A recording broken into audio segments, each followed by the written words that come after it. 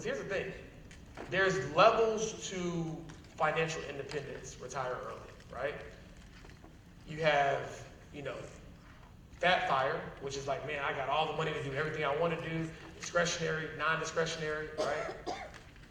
Then you can have a level of financial independence where it's taking care of your core bills, right? It might not be taking care of all of your lifestyle stuff, but like, man, like my rent or my mortgage or my car payment, like those things are taken care of, right? And as you continue to invest, as you continue to build wealth, that is only going to grow as well.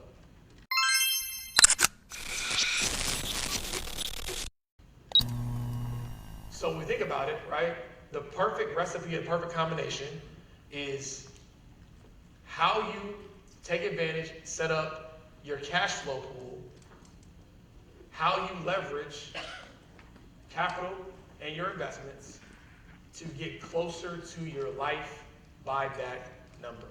Because to me, your life is made up of the time that you have, right? And we want to leverage our money, leverage our investments to buy back our time so we can stop doing the things that are taken away from us being able to live that life.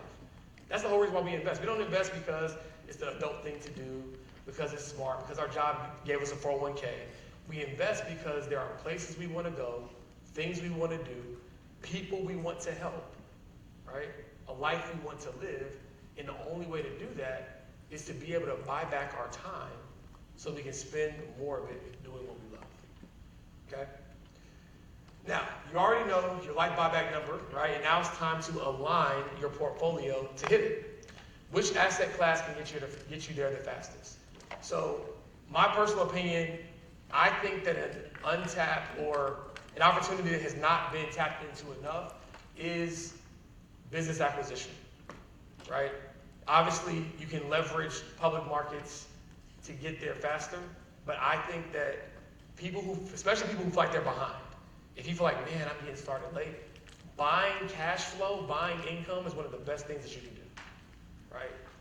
So you would want to ask yourself, like, what is my path and what is my process? Because at the end of the day, whenever you're investing, you still want to have lifestyle alignment, right? Just because somebody else owns 1,000 buildings or 1,000 units doesn't mean you want to, right? So you need to understand the nuances of what I'm investing in and what is expected of me to be able to own those investments. The road to passive income is not passive, right? And I don't even believe that anything is 100% passive. I think there's varying degrees of passive, right? You still gotta, even if you have all your money in the public markets, you still gotta rebalance your portfolio, you still gotta check in, you still gotta make sure that it aligns with your investment philosophy, right, as things evolve. So nothing is 100% passive, right? There's just varying degrees of active. So whatever you choose, make sure that it aligns with what you want to do. What investment category from today matches your timeline and target, right? So think about that. When I think about what my target is, what am I going to invest in or what can I invest in that's going to get me to my freedom number, get me to my life buyback number? It doesn't have to be what everybody else is doing. What do I want to do, right? What makes sense for me? And how can I use my existing plan to accelerate my buyback goals? What investments do I have right now, right? What money do I have in savings right now, right? What capital do I have right in this moment that I can leverage to begin this process for myself? Because before you start thinking about all the new and exciting things you want to do, we got to evaluate, we got to analyze, we got to look at what do I have going on right now? We got to do an audit, right? Where's all my money going? How much extra money can I generate from my cash flow to start stacking these wins to be able to have more money and resources to allocate towards building wealth, right? What are my current investments? Do I have a current brokerage account? How is it invested? Am I able to consider leveraging it? Have I identified an investment that I would acquire, right? If I did leverage, based upon how much I have invested as I'm doing research on investments that I would acquire, what type of investment could that be, right?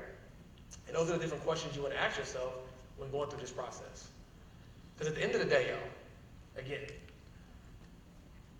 I think my first conference I went to was a financial advisor. First conference I went to.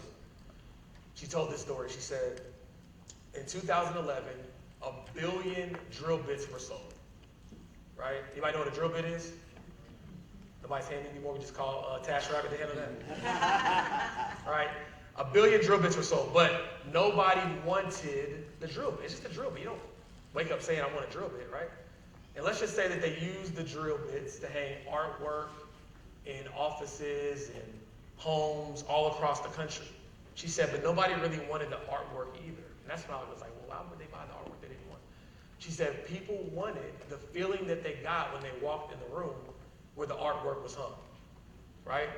If you walk in somebody's house right now and they have some really beautiful art, they're not going to say, man, the oak handle on the hammer that I used to hang that picture, you wouldn't believe it. The steel, the durability of those nails, you're like, bro, what are you talking about? They're going to tell you about the emotion that was evoked when they first saw that piece. When I saw that art, it made me think about X, Y, Z, right? So why do I say that? I say that to say when you think about your money, it's not about, okay, well, let me have $1 million, right, in my bank account. It's not about having the full gamut of all of the different financial instruments, the Roth IRA, the 401k, the 403b, like none of that matters. Those are essentially the drill bits. Those are essentially the hammers. Those are essentially the nails. What you care about is the lifestyle that you desire to live. When you close your eyes at night and say, man, if I was living my dream life, this is where I would be. This is what I would be doing. This is who I would be helping. This is the impact I would make, right? That's what you care about. Money just happens to be the fuel that you use to make that happen. Does that make sense? Right? Money is like gas on a road trip. You absolutely need it to get where you're going, but you're not going on a tour of gas stations. Right? We're not like, ooh, bro, that gas station, the Citgo is crazy. The 7-Eleven, the slushies, y'all, I can't wait to get to that one. No, that would sound crazy, right? It's the same thing with your money. Like, let's lock in on the target, right? Let's not get lost in the minutia of the details. Those are just means to an end. What is the best combination of hammer, nails, drill bits, etc. that you need to get where you're going, right? Investing is the how, right? Again, the tactics, the hammers, the nails. Buying back your life is the why. One of the things I love about this AI revolution, as we mentioned in the VIP lunch the other day, was I truly believe that over time, yes, there'll be some bumps in the road. Yes, some people will get hurt. Yes, some people are going to get laid off. Yes, the world is going to change. It always has. Back when we had the railroad, right? And they said that, I can take it back even further, right?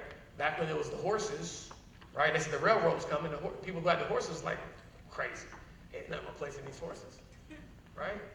Then we had the railroad. They said, they're about to invent these things called cars, bro. Cars. I'm telling you, cars. You mean they're not going to be on a track, right? They would have looked at you like you were crazy during those times, right? But what I love about the AI revolution is that I truly believe that it is going to take away some of the minutia of the daily monotonous tasks that a lot of us have to do, and it can be automated, right? And it's going to, I still need to check and see if it's trademark, but make humanity great again, right? Make humanity great again, right? Allow us to spend time doing things that only humans can do. And if we want to be in position to do that, not only do we need to invest in our skill sets to make sure that the world doesn't disrupt us and our ability to have a livelihood, but we need to be investing, right? So when that time comes, right, we can enjoy more of our life. Cool? And that is my time, folks. Thank you.